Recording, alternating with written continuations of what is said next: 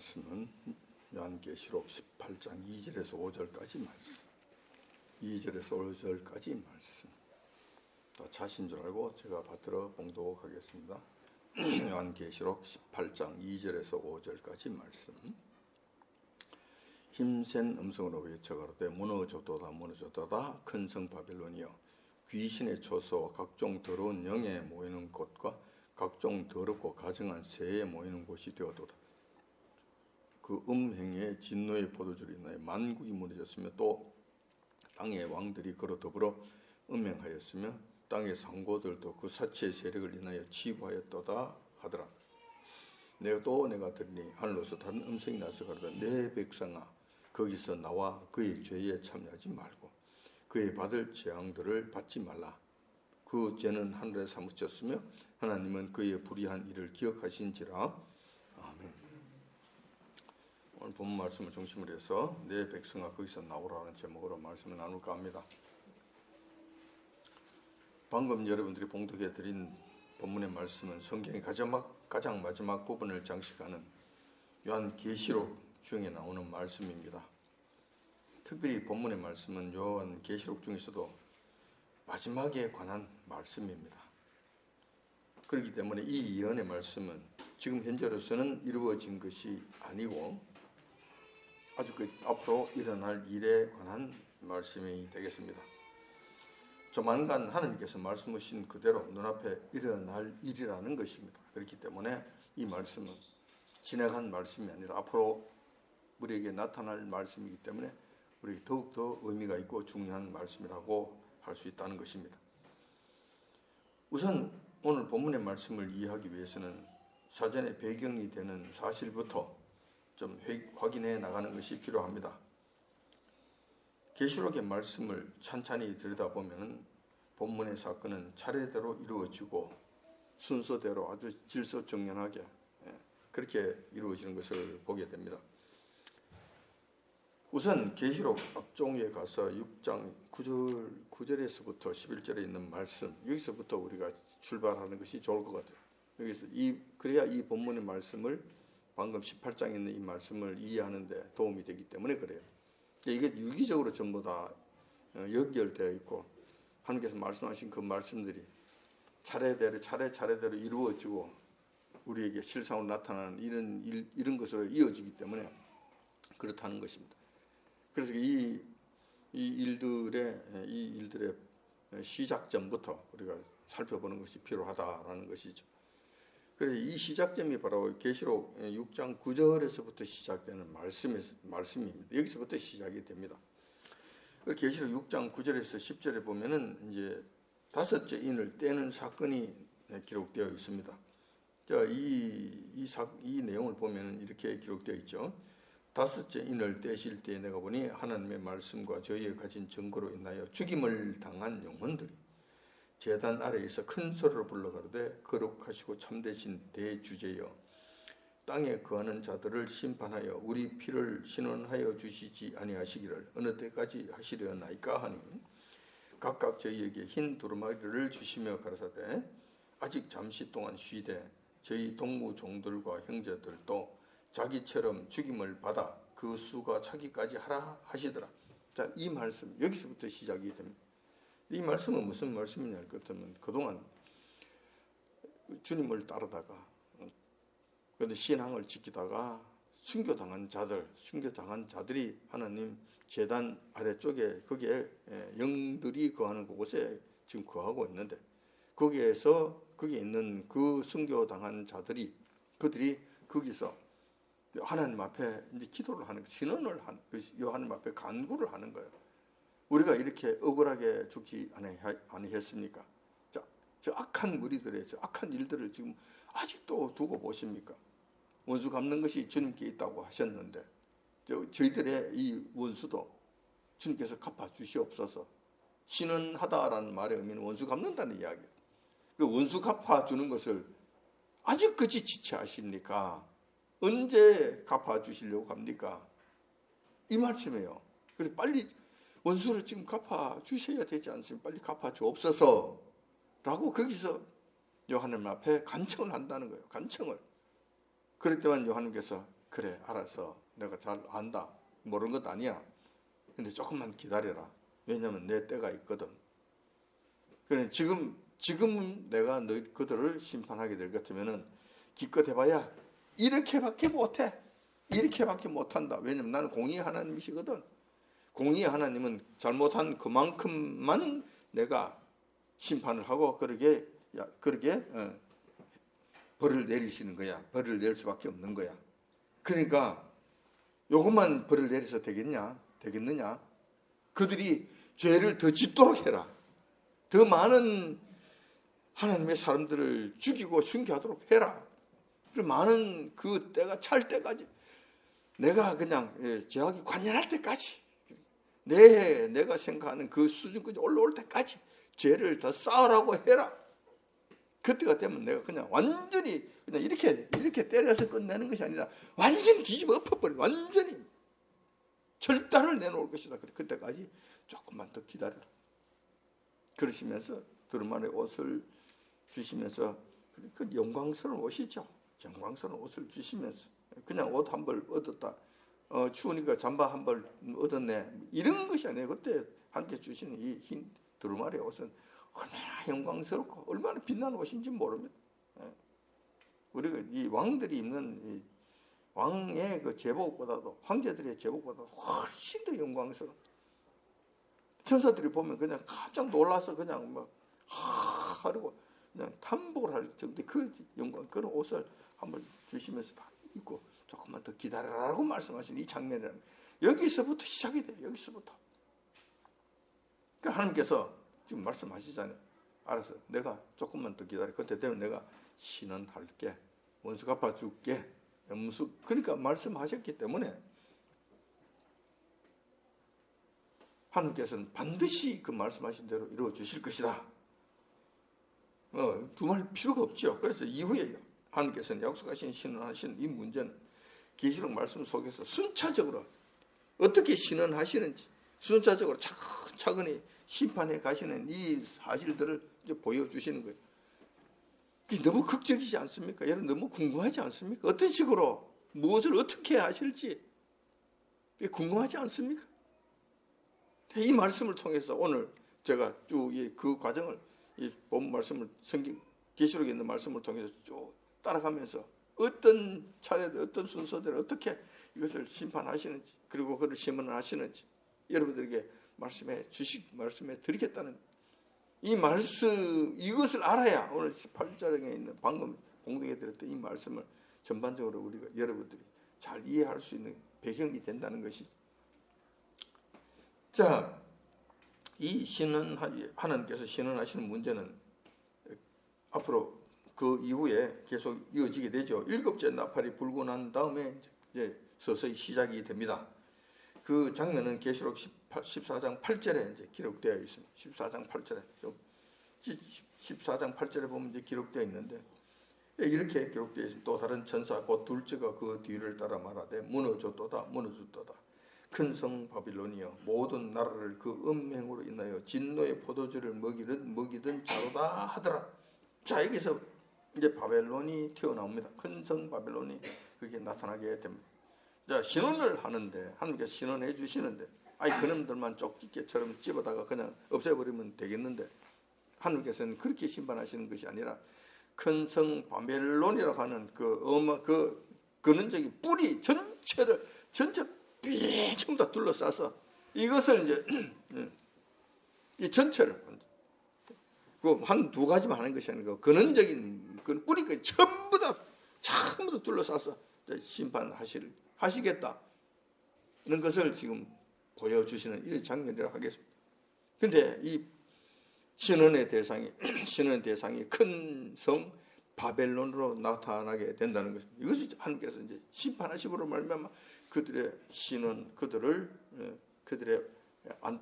답답한 심령을 풀어주시는 그 신원을 하시겠다는 것입니다. 자, 이 장면입니다. 자, 이 말씀은 여호와 하나님의 진노의 대상이 나오는데 그 대상이 바로 바벨론, 큰 성 바벨론이라고 하는 것입니다. 그러면 여기서 그 큰 성이라고 하는 것은 지금 무엇을 의미하는 것인가? 옛날에는 큰 성밖에 없었죠. 그 조그마한 성이 있고 큰 성이 있었어요. 지금으로 이야기할 것 같으면 큰 도시, 대도시를 이야기하는 것이죠. 세계적인 도시들을 지칭한다고 보시면 됩니다. 이거는 이 사건은 전 세계적 사건이기 때문에 한 곳에 국한적인 우리 대한민국에서만 일어난 사건도 아니고 이스라엘 땅에서만 일어나는 것도 아니고 유럽에서만 일어나는 사건도 아니고 미국에서 일어난 사건도 아니에요. 전 세계적인 사건이에요. 전 세계적으로 큰 성 바벨론을 뭉뚱그려서 큰 성 바벨론이라고 하나로 뭉쳐서 말씀하신다는 거예요. 자, 그러면 세계적인 도시들을 지칭하게 되는 것인데 그 도시들의 특징은 음행하는 죄를 짓는 것이라는 것입니다. 자, 여기에서 음행한다는 말의 의미는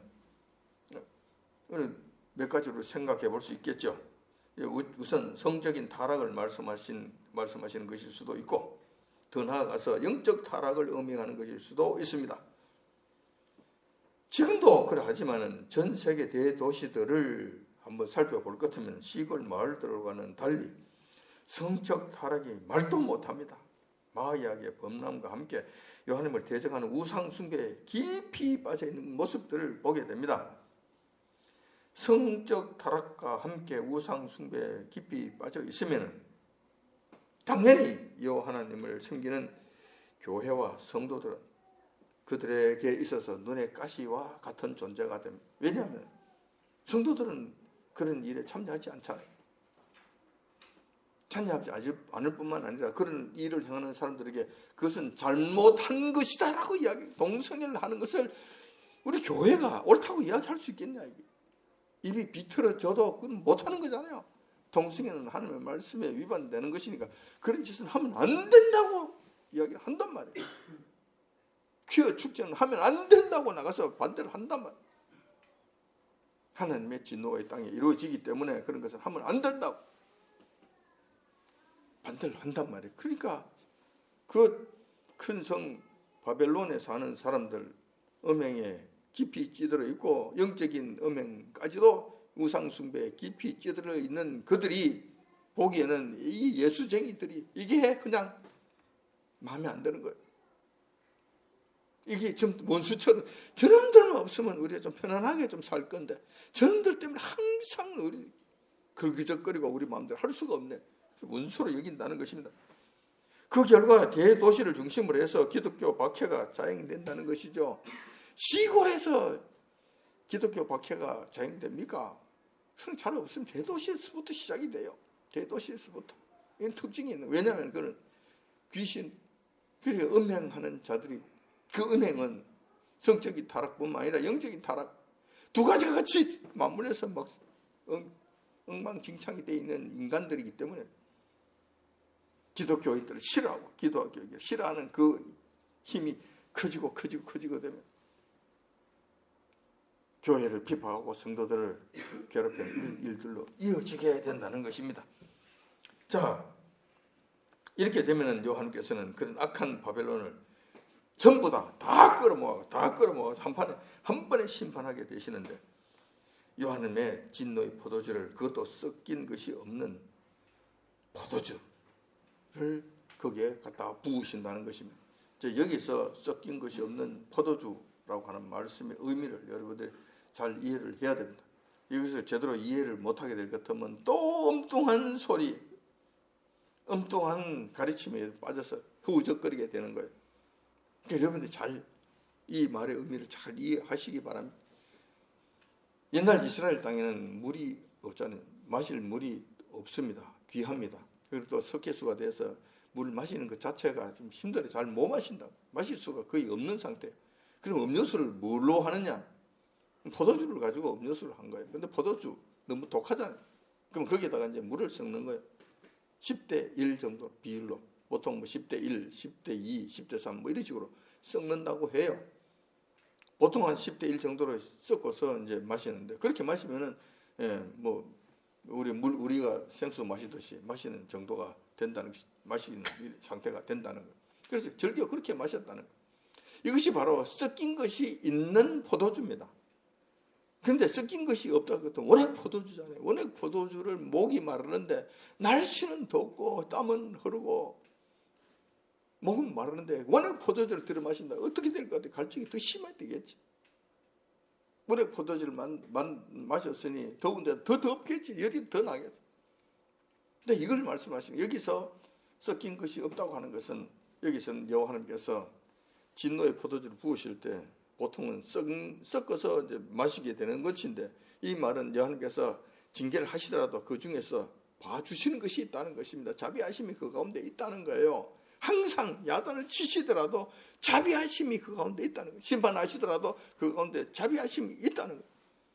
그런데 이때는 이 마지막 바벨론, 큰 성 바벨론에 하나님께서 징계 마지막 거기 심판하실 그때는 자비하심이 일절 없다는 거예요. 봐주신 것이 일절 없다는 거예요.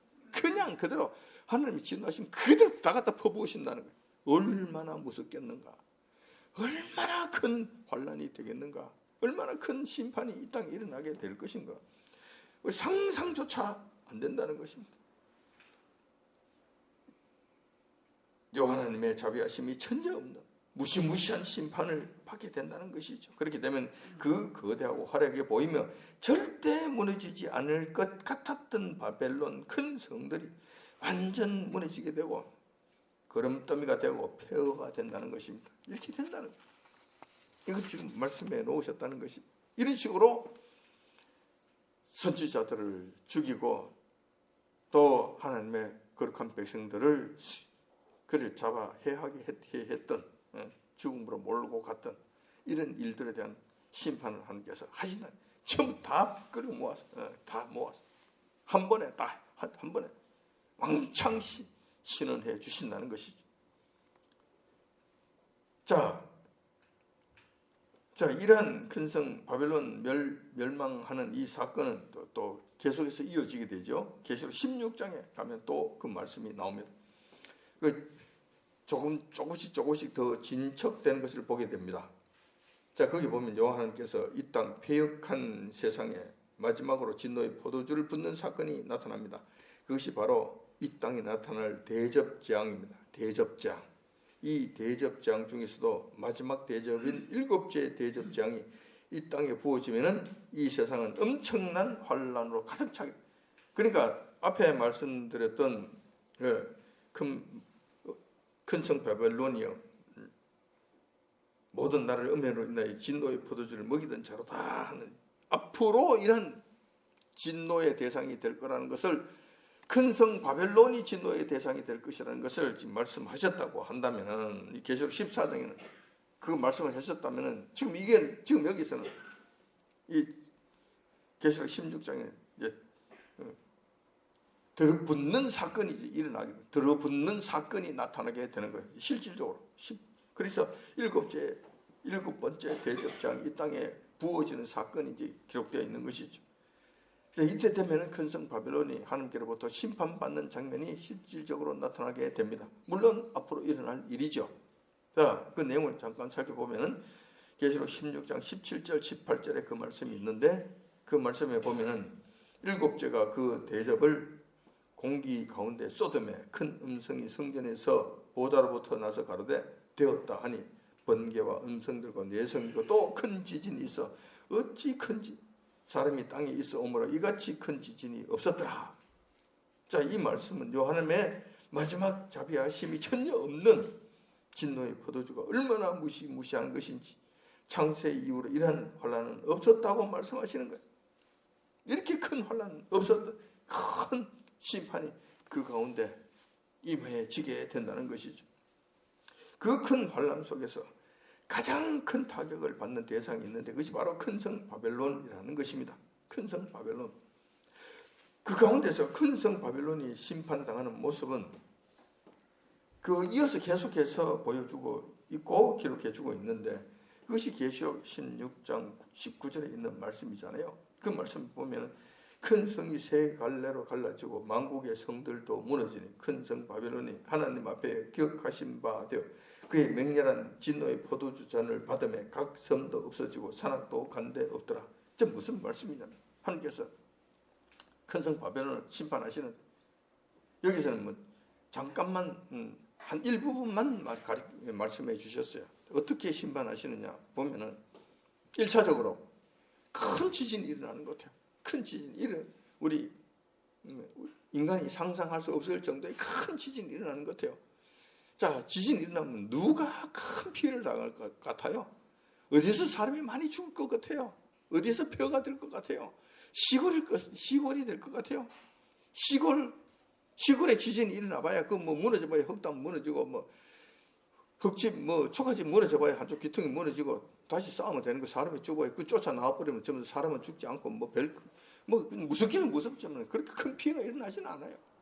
근데 미안하지만 큰 지진이 시골 땅에 나타나는 것이 아니라 대도시를 중심으로 해서 큰 지진이 일어난다는 거예요. 자, 그럼 고층 빌딩이 어떻게 될 것 같아요? 그 고층 빌딩이 이리 자빠지고 저리 자빠지고 빌딩과 빌딩이 서로 그냥 맞물려서 엎어지고 자빠지고 때리고 부서지고 난리가 나. 그 가운데 사는 사람들이 어떻게 될 것 같아요? 우리는 뭐 14층 아파트인가 15층 아파트 이것도 무너지면 많은 사람들이 다치고 정신이 없을 것 같은데 지금 시내 나가봐요. 45층짜리 50층짜리 빌딩이 절비하게 서 있잖아요. 그 자빠지면 어떻게 될 것 같아요? 그 큰 지진 일어나면 거기 버텨낼 것 같아요. 오늘 본문 말씀 보니까 그 완전히 다 엎어져서 2층짜리 하나 남지 않고 전부 다 폐허가 되는 모습들을 지금 보여주시고 있는 거예요. 이렇게 안 됩니다. 이때는 하나님의 자비하심이 전혀 없는 진노 가운데 그 가운데 나타나게 된다는 것입니다. 근데 그 중에서는 큰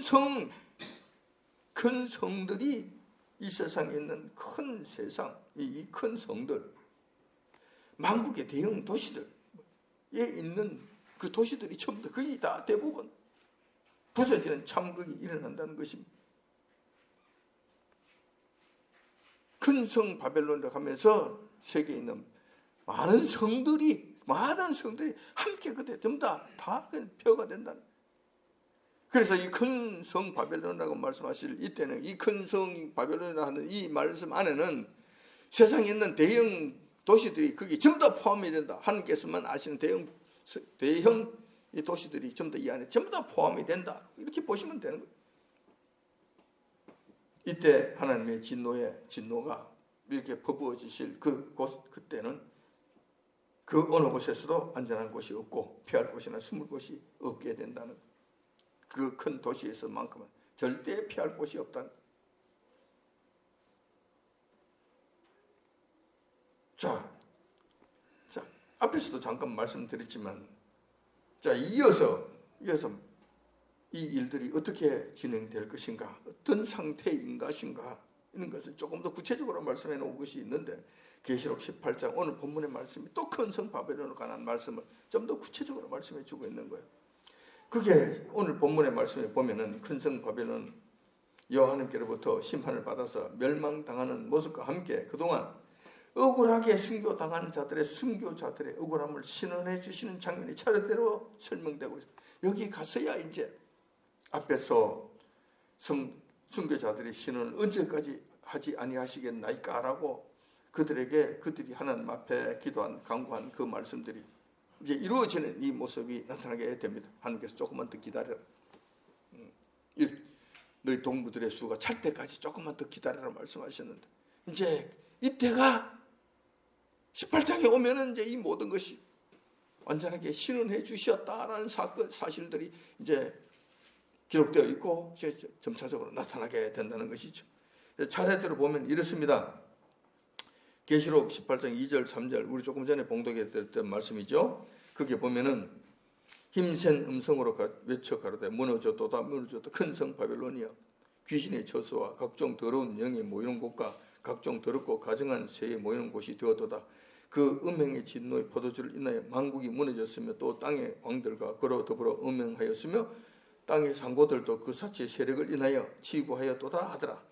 자, 이 말씀.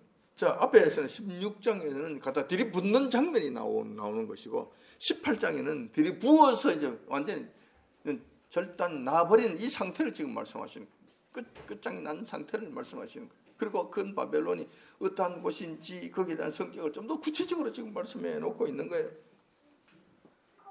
16장에 있는 말씀을 좀 더 확대해서 좀 구체적으로 말씀해 주신 내용이라고 보시면 됩니다.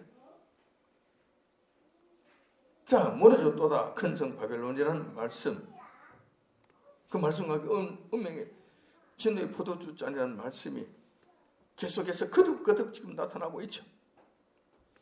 이렇게 거듭거듭 큰 성 바벨론에 대한 여호와 하나님의 심판이 선언되어 있다면 이 사건은 너무나 확실한 사건이 될 것이고, 또한 그 재앙이 우리의 상상을 초월하는 어마어마한 전 세계적 재앙이 될 것이라는 사실입니다.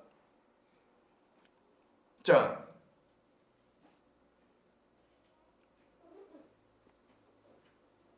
계시록 18장 20절에 가면은 여호와님께서 큰 성 바빌론과 귀신들의 소굴인 대도시들을 심판하신 다음 그 결과에 대한 말씀들도 가르쳐주고 있습니다. 자, 거기서 보면은 이제 이렇게 기록되어 있죠. 18장 20절에 보면 하늘과 성도들과 사도들과 선지자들아 그를 인하여 즐거워하라. 이때 그를 인하여 즐거워하라는 하나님께서 큰 성 바벨론을 심판하신 그 사건을 인해서 기뻐하라. 기뻐하고 즐거워하라. 하나님께서 너희를 신원하시는 심판을 그에게 하셨음이라 하더라. 성도들과 사도들과 선지자들, 그들 그동안에 괴로움을 당하고 고통을 당하고 불이익을 당했던 사람뿐만 아니라 그때 순교를 당한 사람들까지 전부 다 합쳐서 주님께서 말씀하시는 거예요. 우리의 이 억울함을 언제까지 갚아주지 아니하시겠나이까 하는 순교자들의 말씀뿐만 아니라, 순교자들의 원한뿐만 아니라 그동안 있었던 성도들과 사도들과 선지자들, 불이익 당했던, 예수님을 믿음으로 따라감으로 말미암아 고통당하고 괴로움을 당했던 수많은 사람들의 그 억울함까지 전부 다 몽땅 전부 다 갚아주신다는 거예요. 여기서 너희를 신원하시는 심판을 그에게 하셨음이라 하더라. 이 말씀을 통해서 우리가 알 수 있다는 것입니다. 이 말씀을 통해서 우리가 알 수 있는 것은 서두에서 말씀드린 바와 같이 순교자들이 여호와님 앞에 언제 우리의 억울함을 풀어주시겠나이까 라고 간청한 내용에 대한 응답이라는 사실입니다. 여기서 이제 비로소 그 말씀에 대한 응답이 이루어지게 된다는 거예요. 여호와님께서는 너희들과 같이 순교하는 순교자의 수가 차기까지 조금만 더 기다리라고 말씀하셨던 그 말씀의 약속이 완전하게 이루어진 모습들을 우리가 보고 있다는 것입니다. 그런데 그 큰 바벨론에 특징이 있는 것이죠. 특징. 그 특징을 보면 그래요. 귀신의 처소와 각종 더러운 영이 모이는 곳과 각종 더럽고 가증한 새에 모이는 곳이 되어도다. 이걸로 인해서 음행의 진노의 포도주를 마시게 된다는 거예요. 자, 다시 말해서 여기 보면 그 큰 대도시들의 특징이 뭐냐면 귀신의 처소와 각종 더러운 영이 모이는 곳이라는 거예요. 더럽고 가증한 것들이 가득한 곳이라는 거예요. 이게 그러니 그것은 음행이 밤낮으로 자행되는, 그러니까 성적인 타락뿐만 아니라 영적인 타락까지도 밤낮으로 이루어지는 그런 곳이라는 것이죠. 그래서 하나님의 진노에 그 잔, 포도잔, 섞인 것이 없는 진노의 포도잔 그들이 마시게 된다는 것이죠. 마시게 된다는 것이죠. 자, 이렇게 해서 그 신은 이루어지는 이 장면이라는 거예요. 자, 신앙생활을 오랫동안 해온 성도들이라고 해도 요한계시록의 말씀을 이해하는 것이 쉽지 않습니다. 사실 그렇잖아요. 그래서 오랫동안 지금까지 계시록의 말씀을 우리가 교회들이 잘 알지 못하고 가르치지 못하고 지금까지 그냥 손을 놓다시피 하는 이런 경우가 있었다. 사실상 어렵고 그것을 이해하기가 쉽지 않았기 때문에 그렇다. 우리가 가장 존경하는 우리 근세 종교 개혁가 중에, 종교 개혁자 중에 한 분이셨던 칼빈 선생님도 그렇잖아요. 우리가 가장 존경하는 분이잖아요. 그분이 이렇게는 신앙의 토대, 이게 교리적 토대 위에서 지금 신앙생활을 하고 있는 것이잖아요. 그 칼빈 선생님이 그러잖아요. 다른 성경은 전부 다 자기가 주석을 해서 다 설명을 다 하고, 이건 이 말씀이다, 이 말씀이다 하고 설명을 다 했는데, 요한계시록에 가서만큼은 연필 딱 놓은 거예요. 나는 계시록 말씀을 내가 설명할, 해석할 자격이 없다. 난 도무지 이걸 알지 못하겠다. 그리고 손을 놔은 거예요. 못한 거예요. 왜냐하면 모르기 때문에, 정말 모르는 거예요. 그런데 계시록 말씀은 때가 되면 이제 이해가 되는 거예요. 세상이 이렇게 이만큼 진행되고 나면 조금씩 풀려서 이제 우리가 이해를 하게 되고 깨달아지게 알게 되는 거예요. 물론 성령께서 가르쳐 주셨기 때문에 그렇고 보여주셨기 때문에 그렇죠. 그래서 사실상 계시록의 말씀을 우리가 제대로 이해하는 건 쉽지 않아요. 그래서 오늘 본문의 말씀도 이해하려고 한다면 이게 결코 그냥 만만하게 만만하게 알아지는 것이 아니라는 거예요. 그래서 오늘도 이 본문의 말씀을 여러분들에게 말씀드리기 위해서 앞에서부터 시작을 했잖아요. 앞에서부터 7장에 있는 말씀부터 시작을 했잖아요. 인을 다섯째 인을 떼는 이 사건에서부터 시작해서 쭉 이렇게 쭉 살펴봤잖아요. 자, 이렇게 해야 이 전반적인 돌아가는 것이 이렇게 돌아가는 거구나. 쭉 이해를 할 수 있게 된다는 것입니다. 그래서 선교자의 억울함을 신호해주는 문제를 중심으로 계시록 말씀을 순차적으로 한번 살펴봤다는 것입니다. 이것은 계시록의 말씀을 다는 아니지만 일부분을 이해하는 데 있어서 상당히 유익했을 것이라고 생각합니다. 특별히 큰 성 바벨론이 심판받아서 멸망당하는 사건은 사실상 여호와 하나님을 대적하는 세상 사람들, 믿지 않는 자들에게 일어나는 이 문제라는 측면에서 우리가 잘 알 수 있어야 돼요. 바르게 알 수 있어야 돼요. 그래서 이제 그러면 이게 무슨 이야기냐 할 것 같으면 지금까지 이 말씀은 큰 성 바벨론이 멸망당하는 사건을 쭉 이렇게 이 과정을 좀 더 기록해 놓은 것이잖아요. 어떤 측면에서는 우리하고 직접적인 관련은 없어요. 그들의 문제예요. 우리 교회 바깥에 있는 이방인들이 당할 일에 관한 역사적 사건이 앞으로 일어날 사건이에요. 그들은 그렇게 된다니까. 그런 식으로 끝난다니까. 그럼 우리는 어떻게 하느냐? 그럴 때 우리는 어떻게 하느냐? 이거는 우리의 문제예요. 바벨론이 멸망당하는 것은 그들의 문제고 우리의 문제가 아니에요. 그렇지만 그때 우리는 그럼 놀고 있어야 되는 거예요. 우리는 뭘 해야 되는 것인가? 우리의 문제는 무엇인가라는 거예요. 이게 중요한 문제라는 거예요. 지금까지 설명한 것은 이것을 제가 지금 이때는 우리는 무엇을 해야 되는가 하는 이 문제를 여러분들에게 말씀드리기 위해서 사전 설명을 한 것에 불과한 것입니다. 사전 설명. 정작 지금 말씀드리고자 하는 것이 중요하다는 것이죠. 이때는 우리가 어떻게 해야 되는 것인가? 다시 말해서 하나님의 진노하심으로 온 세계가 엄청난 환난과 멸망 속에 빠져 들어갈 때 우리 성도들은 무엇을 어떻게 해야 되는가 하는 실질적인 문제에 대한 것을 말씀드리고자 한다는 것입니다. 이것이 정말 중요한 것이잖아요. 다행히 이 문제에 대해서 요한께서는 당신의 백성들에게 그때는 어떻게 해야 되는지에 관한 말씀을 친히 해주셨다는 것입니다.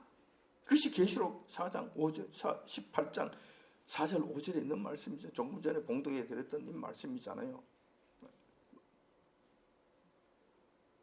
자, 그 말씀을 보면 이렇게 기록되어 있습니다. 또 내가 들으니 하늘로서 다른 음성이 나서 가로되 내 백성아. 지금 이게 바벨론에 관해서 하시는 말씀이 아니야. 큰 성 바벨론에 대해서 말씀하시는 것이 아니고 지금 내 백성들아, 내 백성, 당신의 백성, 하나님의 자녀, 교회들에게 하시는 말씀이라는 말이에요. 그 백성들에게 이렇게 명령하시잖아요. 그때는 거기서 나와 그의 죄에 참여하지 말고 그의 받을 재앙들을 받지 말라. 그 죄는 하늘에 사무쳤으며 하나님은 그의 불의한 일들을 기억하신지라라고 말씀하시는. 여기서 핵심적인 말씀의 내용은 거기서 나오라는 것이에요. 거기서 나오라는 말씀. 그리고 그 죄에 참여하지 말라는 말씀이라는 두 가지 말씀이라는 거예요. 첫 번째, 그 죄에 참여하지 말라고 말씀하신 이 말씀들. 이것은 또 무슨 의미인가? 거기에 있으면은 죄에 참여하게 된다는 것이 그 큰 성 바벨론에 그들과 같이 어울리고 휩쓸리고 그들과 같이 사업을 하고 그들과 같이 엮이게 되면은 그들이 하는 죄에 우리가 참여하게 된다는 거예요. 어쩔 수 없이 끌려간다는 것이. 그들이 하는 일들은 그거잖아요. 성적인 타락과 영적인 타락, 하나님을 대적하는 그 일에 하나가 된다는 그게 크게 영향을 받게 되어서 그 길에 휩쓸리게 된다는 거예요. 그럴 가능성이 상당히 높다는 거예요. 그래서 그거 하지 말라는 거예요. 그게 참여하지 말라는 거예요. 그 죄에 그들의 죄에 참여하지 말라고 말씀하시는 거예요. 그 다음에 두 번째로 말씀하시는 거예요. 그러면 어떤 문제가 되느냐? 같은 그게 기회에 참여하게 되고 그들과 같은 비스무리한 현상을 일으키게 될 것 같으면 하나님께서 그 큰 성 바벨론을 심판하실 때 같이 묻혀 들어간다는 거예요. 같이 그 두드려 맞게 된다는 거예요. 같이. 그러니까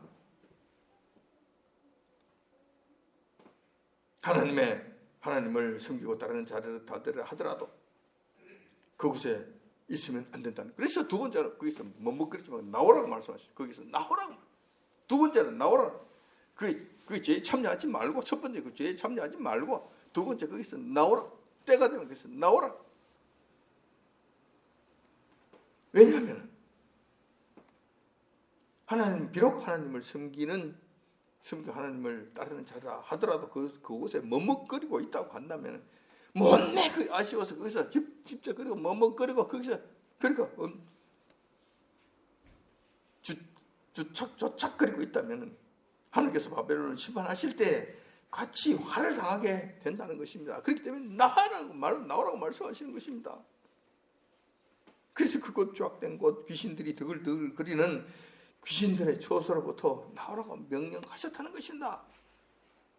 이 말씀을 보면서 여러분 생각나는 것이 없습니까? 이 말씀을 통해서 여러분들 생각나는 것이 없습니까? 저는 이 말씀을 보면서 생각나는 것이 있더라는 거예요. 구약의 아브라함 시대 때 소돔과 고모라 성을 멸망시키실 때 심판하실 때 그 모습이 떠올랐다는 것입니다. 소돔과 고모라 성을 심판하실 때에도 여호와께서는 그 당시 당신의 백성이었던 롯과 그 가족들을 떠나게 하셨다는 거예요. 떠나라고 명령하셨다는 거예요. 떠나라고. 물론 천사들을 통해서 말씀하셨죠. 떠나라고 말씀하셨다는 거예요. 똑같은 원리 지금도. 그때 소돔과 고모라 성이 지금의 큰 성 바벨론이라는 거예요. 큰 성 바벨론. 그것을 심판하신 소돔과 고모라 성을 심판하셨을 것 같으면 그보다 더 혹독하고 더 가혹한 심판이 지금 큰 성 바벨론에 이루어지게 될 거라. 그러므로 너희들은 그 죄에 참여하지 말고 두 번째 거기에서 나오라고 말씀하셨다는 것입니다. 아무튼 지금 우리가 살고 있는 이 나라 대한민국과 전 세계를 둘러보면은 계시록에서 말씀하시는 마지막 때가 임박했다는 사실을 누구도 부인하지 못할 것입니다. 지금 전 세계적으로 일어나고 있는 사건들과 징조들을 감안해 볼 때 우리들의 생애 중에 큰 성 바벨론이 무너지는 역사와 함께 우리 주님께서 재림하시는 극적인 사건이 일어날 것이고 우리는 맞이하게 될 것이라는 것 같다는 것입니다. 모든 징조들을 볼 때 그렇다는 것입니다. 그렇다면 본문의 말씀과 큰 성 바벨론이 무너지는 사건은 남의 일이 아니고 먼 훗날의 일도 아니고 바로 우리에게 닥친 우리들의 일이라는 사실입니다. 이때 여호와께서는 당신의 백성들에게 이렇게 말씀하신다는 것입니다. 내 백성들아 거기서 나오라. 그들의 죄에 참여하지 말라라고 말씀하신다는 것입니다. 계시록 18장에 여호와께서 당신의 백성들에게 하신 말씀들, 지금 우리 믿는 성도들에게 하신 경고의 말씀과 같은 말씀이 된다는 것입니다. 우리는 여호와께서 경고하신 내 백성들아 그곳에서 나오라 하신 말씀에 대해 잘 이해하고 순종해야 된다는 것이죠. 왜냐하면 우리의 일이기 때문에, 우리가 곧 닥칠 일이기 때문에. 그런데 내 백성들아 그곳에서 나오라 하는 이 말씀에 대해서 여러분들은 어떻게 구체적으로 얼마나 이해하고 있는지, 얼마나 깨닫고 있는지, 이것도 또 다른 중요한 문제가 된다는 것입니다. 제대로 잘 깨닫고 바르게 이해해야 그 말씀을 순종할 것 아닙니까? 그 말씀을 따라할 것 아닙니까? 잘못 이해하고 잘못 알아듣고 하나님께서 나오라 그런데 들어가고 있으면 어떻게 되겠냔 말이에요. 그래서 이 말씀을 바르게 잘 이해를 하고 하나님께서 나오라고 말씀하셨구나. 언제 나오라고 말씀하셨는가? 어느 때까지 나오라고 말씀하셨는가? 왜 이렇게 말씀하셨는가? 이런 것들을 제대로 잘 이해할 필요가 있다는 거예요. 요즘 계시록을 가지고 엉뚱한 소리를 하는 사람들이 너무나 많아서 참 걱정스럽습니다. 참 걱정스러워. 근데 바르게 이해를 못한다면, 하나님께서 말씀하신 그 뜻을 제대로 분별하지 못한다면, 순종한다 하더라도 여러분들은 옆길로 가게 돼요. 옆길로 가게 돼서 여러분들이 하나님의 진노의 그 심판에서 벗어나지 못하고 그 영향을 받게 되거나 직접적으로 떠들어 맞는 이런 결과가 얼마든지 일어날 수 있다는 거예요. 롯의 아내와 같이 될 수 얼마든지 있는 거예요. 둘러보지 말라 그러는데 둘러봤단 말이야. 둘러봐도 괜찮은 줄 알고 엉뚱한 짓 하다가 나와서도 송기둥이 되어버렸잖아요. 우리라고 그렇게 되지 말라는 법이 어디 있냐고. 말씀 제대로 잘 이해를 하셔야 돼요. 바르게 잘 깨달아야 된다니 너무나 중요한 거예요. 이런 말씀을 가지고 잘못 가르치는 사람들이 너무나 많기 때문에 그래요. 저도 사실상 두렵습니다. 내가 또 혹시 여러분들에게 잘못 말씀을 전하지 않는가 상당히 두려운 마음이 있어요. 그래서 이 말씀을 준비하면서 여러 번 기도했습니다. 내가 혹시 잘못 전하는 것 아닙니까? 잘못 전할 것 같으면 내 팔을 비틀어서라도 글을 쓰지 못하게 하시옵소서.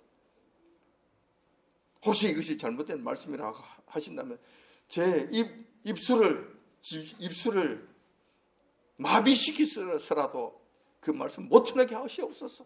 그렇죠. 저는 그렇게 기도하고 이 말씀을 여러분들에게 전하는 거예요. 그래서 지금부터는 우리가 이 말씀을 어떻게 이해를 하고, 물론 지금까지 설명한 것이 이 배경 설명들이 다 됩니다. 설명됩니다. 근데 그 배경 설명을 바탕으로 해서 구체적으로 우리가 어떻게 이 말씀에 순종해야 되는 것인지에 대해서 지금부터 말씀드리고자 한다는 거예요. 실질적으로 우리가 어떻게 해야 되는 것인가.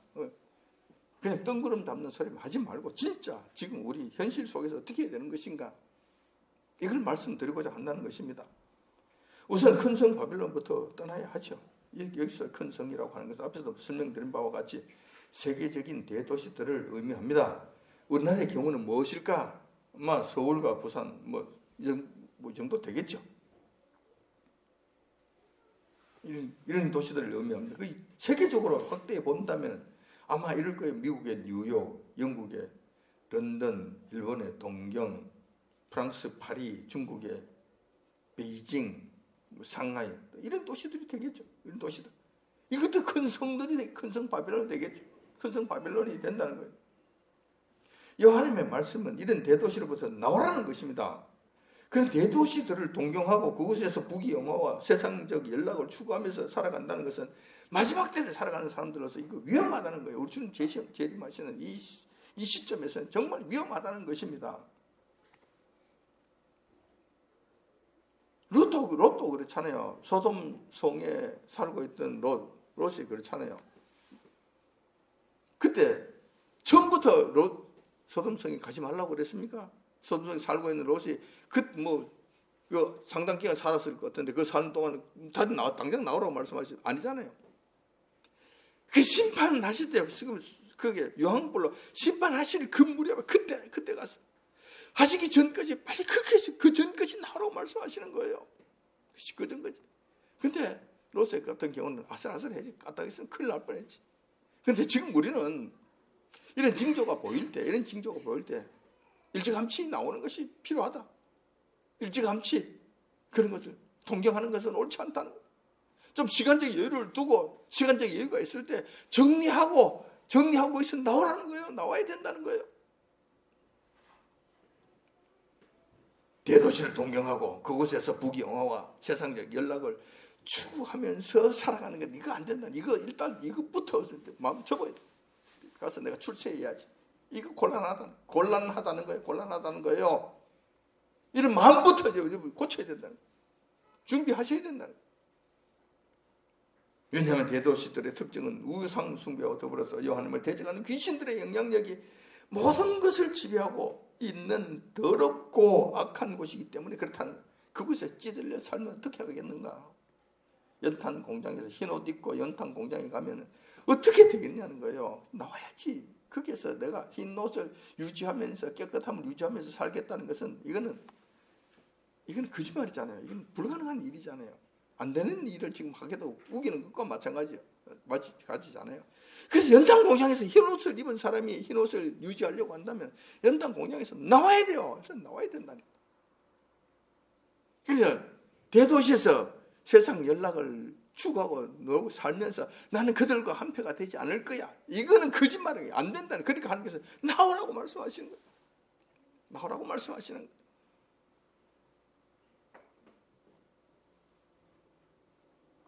또한 이런 큰 성도들은 큰 도시들은 믿음의 신실한 성도들을 편안하게 해주는 것이 아니라는 이 사실입니다. 왜냐하면 그들은 성도들을 괴롭히고 비판하고 죽이기까지 하는 곳이기 때문에. 왜냐하면 그것은 귀신의 처소잖아요. 악하고 더러운 영들이 더글더글거리는 곳이잖아요. 그곳에서 하나님의 선한 자들이, 성령님의 사람이 거룩한 삶을 살고자 하는 사람들 그냥 내버려 두겠는가? 그렇지 않다는 거예요. 앞에서도 말씀드렸잖아요. 바벨론이라고 하는 그 악한 그곳은 하나님의 사람들을 괴롭히는 곳이라니까. 그러니까 그곳에 살려고 한다면 박쥐가 되어야 되겠지. 박쥐. 안 그런 척, 하나님 사람이 아닌 척하고 살다가 교회 오면은 또 날개를 피고 나는 새인 것처럼 또 해. 이 두 가지 일을 두 가지 형태를 살아야 되는 이런 문제가 생긴다는 거예요. 두 주인을 섬길 수 없다네요. 주님께서 가정스럽다고 말씀하시잖아요.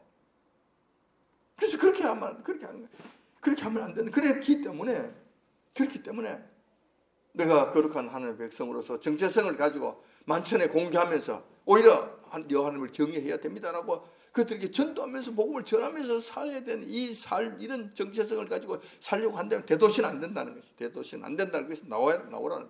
안 그러면 너가 괴로움을 당한다. 괴로움을 당하고 고통을 당하게 된다. 핍박을 당하게 된다. 그러면 너희들이 믿음 지키기가 힘들다. 그래 거기서 나와. 그렇게 말씀하신다는 것입니다. 계시록 18장 24절에 보면 그 말씀들이 지금 기록되어 있어요.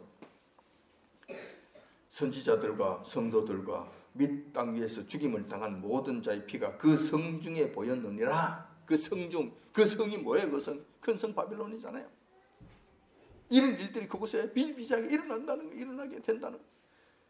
물론 순교할 수 있으면 순교하는 것이 나쁠 것도 없죠. 순교자의 수가 찰 때까지 하는 게 진노가 하나님의 신원하신 이 일들이 연기될 것이기 때문에 뭐 순교할 수 있으면 순교하는 건 나쁠 건 없어요. 그렇지만 순교하기가 쉬운 것이 아니잖아요. 순교하기 전에 여러분들이 신앙을 무너뜨리게 된다면, 믿음이 무너지게 된다면 그것이 나오는 것이 맞지. 그리고 억지로 일부러 순교할 필요는 또 뭐가 있어요? 순교를 하나님께서 정말 순교의 사명을 주신 자들은 해야 되겠지만 그렇게 하지 않는 자들은 그것이 괜히 그게 받을 그 과를 당할 필요는 없지 않느냐 이거예요. 신앙을 지키면서 사는 것이 맞지. 그래서 나오라고 말씀하신다는 것입니다. 그러므로 말세지마를 당한 우리 성도들은 도시에서의 삶을 동경하지 말고 한적한 곳으로 나와야 한다는 것입니다. 만약 떠나지 않고 머뭇거리다가는 소돔 성이 멸망할 때와 같은 심판을 당하게 될 수 있고, 또 그 악한 자들에 의해서 핍박과 괴로움과 결국 죽임까지 당할 수 있다는 이 사실을 기억하셔야 된다는 것입니다. 그래서 큰 도시에서 사는 거 동경하지 말라. 그리고 지금 서서히 준비해서 그래서 지금 나오는 것이 필요하다. 지금 해야 될 일이라는 것이요. 지금 이럴 때 우리가 해야 될 일이라는 거예요.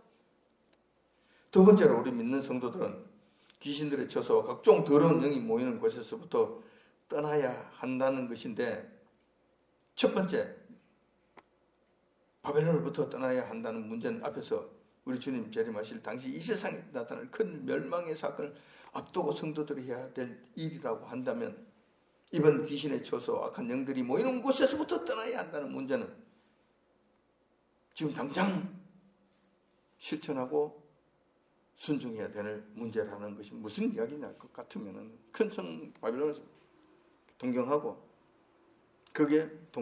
거기서 출세해보겠다 이런 생각은 지금 말세를 살아가는 하나님의 자녀들로서 합당치 않다. 당장 접어라. 그리고 준비해서 아직은 시간이 있으니까 준비해서 서서히 나오는 일들을 하라. 자, 이게 시간적 여유가 좀 있잖아요. 그런데 귀신의 처소와 악한 영들이 모이는 곳, 그곳에서 지금 당장 나오라. 무슨 이야기냐면은 이게 귀신의 처소와 악한 영이 더글거리는 곳, 모이는 곳은 큰 성 바벨론뿐만 아니라 우리 주변에서도 얼마든지 있을 수 있다. 얼마든지 있다. 지금 우리 주변에 큰 성 대도시가 아니라 하더라도 지금 귀신들에 쳐서 악한 영들이 모이는 곳이 있다는 이야기도 어디일까? 어느 곳이 그런 곳일까? 그럼 그곳에서부터 지금 당장 나와야 되지 않겠느냐? 그런 말씀입니다. 몇 가지로 우리가 나눠서 생각해 볼 수 있습니다. 우선 이 세상이 될 것입니다. 사탄이 지배하는 곳이 이 세상이잖아요. 이 교회를 벗어난 이쪽, 이 세상, 사탄이 지배하는 곳이잖아요. 이것은 여호와 하나님을 알지 못하고 대적하는 자들이 살아가는 곳이고 부귀영화를 추구하는 곳이며 수단과 방법을 가리지 않고 죽기 살기를 일해서 부자로 살아가라고 부추기는 곳입니다.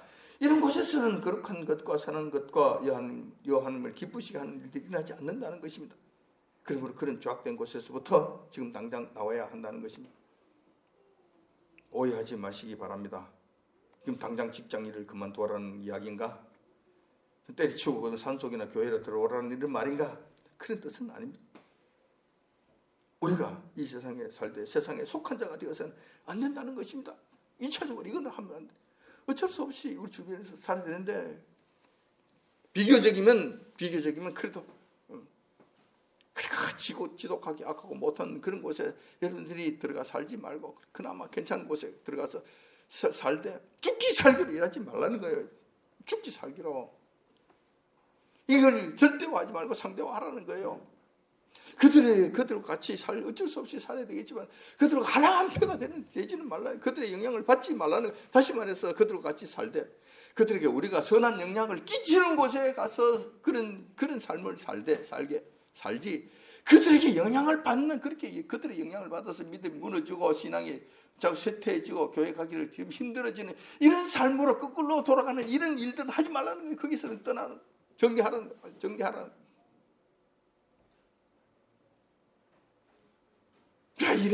이런 이야기를 여러분들이 알아듣는다면 여러분들 굉장한 수준이 이런 말씀을 여러분들이 알아듣는다면 굉장한 수준이다.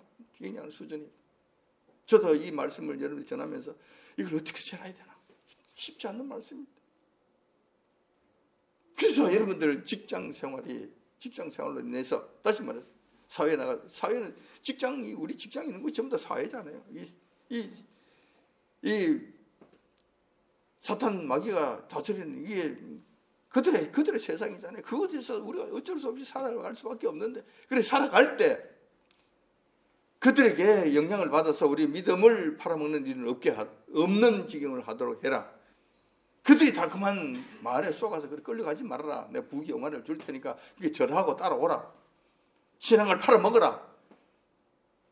쉽게 말해서 주일 성수하지 말고 대체적 하지 말고 이거 좀 해야 되지 않느냐. 이거 어떻게 먹고 살 거. 뭐 이런 소리에 끌려 들어가지 말라는 거예요. 이런 식으로 끌려 들어가지 말라는 거예요. 오히려 그들로 하여금 주일 성수해야 되지 않겠어? 라고 이야기할 수 있는 자가 되고 하나님을 섬겨야 되는 것 아니야? 하나님께서 심판하시는데 내가 불이익을 당하더라도 그런 말을 할 수 있는 그곳에 가서 신앙생활을 해야 되지 않겠는가? 거기서 세상 직장생활을 해야 되는 것 아닌가? 내가 좀 손해를 보더라도 어차피 부귀영화를 추구하는 것이 아니잖아요. 잘 먹고 잘 사는 이 땅에서 뭐 출세하겠다는 것을 추구하는 것이 아니잖아요. 그게 끌려가게 될 것 같으면 여러분들이 신앙을 잃어버리게 되는 거예요. 여기서부터 떠나요. 거기서부터 떠나 정리하셔야 돼요. 신앙을 포기한, 신앙을 좀먹는 일, 신앙을 무너뜨리는 이런 일들에서부터 여러분들 떠나야 벗어나야 된다는 거예요. 조금 수입이 부족하더라도 삶이 조금 더 어렵더라도 그렇게 삶을 줄이세요. 지출을 줄이세요. 삶을 소박하게 하세요. 삶을 간단하게 하시라고. 복잡하게 하지 마시라고. 마지막대로 살아가는 사람들은 하늘에는 소망이 있기 때문에 우리 주님 오시는 그날을 대비하려고 할 것 같으면 일을 벌리지 마세요. 복잡하게 하지 마세요. 돈을 벌려고 뭐 이것저것 저쩌고 하지 마시라고. 하나님께서 주시면 주시는 그대로 사세요. 필요하시면 하나님께서 얼마든지 물질 주시면 한순간에도 필요한 물질 얼마든지 주실 수 있습니다. 그 물질 받은 사람이 그 일을 하면 돼요. 하나님 일을 하시면 된다고. 나머지는 부귀영화를 추구하다가 세상 연락을 쫓다가 믿음을 잃어버리는 이런 일들을 하면 안 된다. 그 귀신에 쳐서 거기서부터 나와야 된다. 떠나야 된다. 그런 일을 하지 말아야 된다.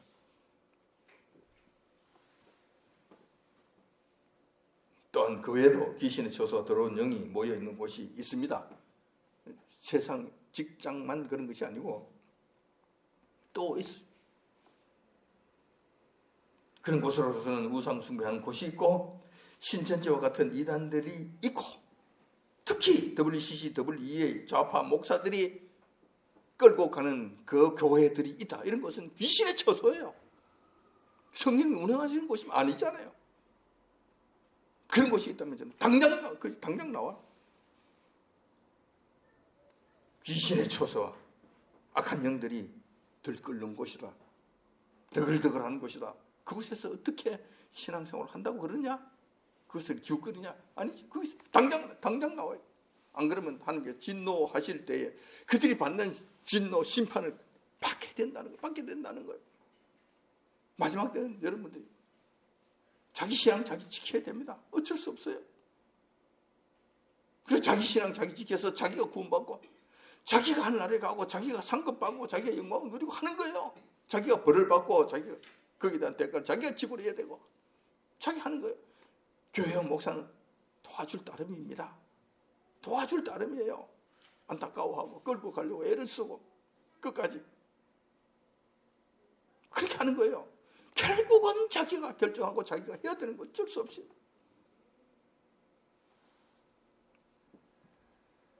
그런 곳에서 지금 당장 떠나야 한다는 것입니다. 머뭇거릴 시간 여유가 없으면 자칫 잘못하다가 여러분들이 돌아오지 못한 강을 넘어버릴 수 있다는 거예요. 시간이 없어요. 지금부터 준비하고 지금부터 꺼내야 될 끊고 정리할 거 정리하셔야 된다는 것입니다. 오늘은 교회 절기상으로는 추수감사절입니다.